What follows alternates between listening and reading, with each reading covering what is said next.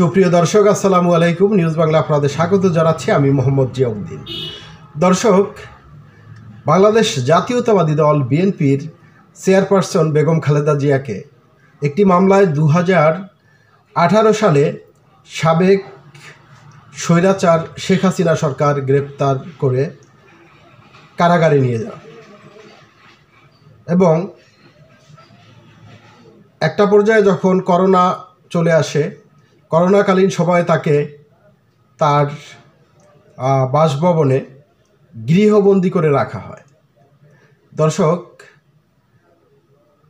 পরবর্তীতে তাকে উন্নত চিকিৎসার জন্য বিদেশে যেতে দেওয়া হয়নি, বাংলাদেশেই তার চিকিৎসা চলছিল এবং জুলাই আগস্ট গণ অভ্যুত্থান পরবর্তী সময়ে খালেদা জিয়া উন্নত চিকিৎসার জন্য এই কয়েক মাস আগে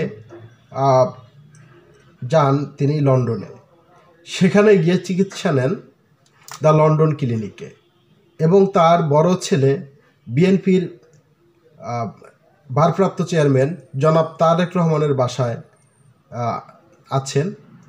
দর্শক, এই সপ্তাহের মধ্যেই ফিরতে পারেন বেগম খালেদা জিয়া বাংলাদেশে। খবরে বলা হয়েছে সব কিছু ঠিক থাকলে চলতি মাসেই লন্ডন থেকে দেশে ফিরছেন বিএনপি চেয়ারপারসন ও সাবেক প্রধানমন্ত্রী খালেদা জিয়া। তার সঙ্গে তারেক রহমানের স্ত্রী জোবাইদা রহমান এবং খালেদা জিয়ার প্রয়াত ছোট ছেলে আরাফাত রহমান কোকোর স্ত্রী সৈয়দা শর্মিলা রহমানেরও দেশে ফেরার কথা রয়েছে। সূত্র জানায়, বর্তমানে যুক্তরাজ্যে বড় ছেলে তারেক রহমানের বাসায় চিকিৎসাধীন সাবেক প্রধানমন্ত্রী খালেদা জিয়ার পূর্ণাঙ্গ স্বাস্থ্য পরীক্ষা চলছে। ঢাকাস্থ একটি সূত্র জানিয়েছে, খালেদা জিয়াকে লন্ডন থেকে দেশে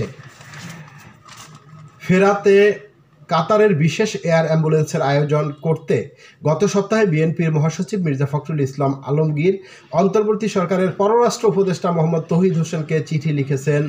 চিঠিতে বলা হয়েছে, সাবেক প্রধানমন্ত্রী খালেদা জিয়ার উন্নত চিকিৎসার জন্য বর্তমানে লন্ডনে রয়েছেন। তার শারীরিক অবস্থা স্থিতিশীল, তবে আশঙ্কামুক্ত নয়। তথাপি তিনি এপ্রিলের শেষ সপ্তাহে দেশে ফিরতে আগ্রহ প্রকাশ করেছেন। ওনার শারীরিক অবস্থা বিবেচনায় চিকিৎসক বিশেষ এয়ার অ্যাম্বুলেন্সে করে দেশে ফেরাতে পরামর্শ দিয়েছেন।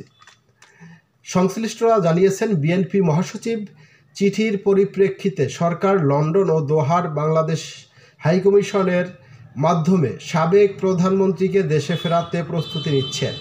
সব কিছু ঠিক থাকলে খালেদা জিয়া আগামী বুধবার অর্থাৎ 30 এপ্রিল এর মধ্যে দেশে ফেরার কথা রয়েছে। দর্শক, ভালো থাকবেন। আল্লাহ হাফেজ।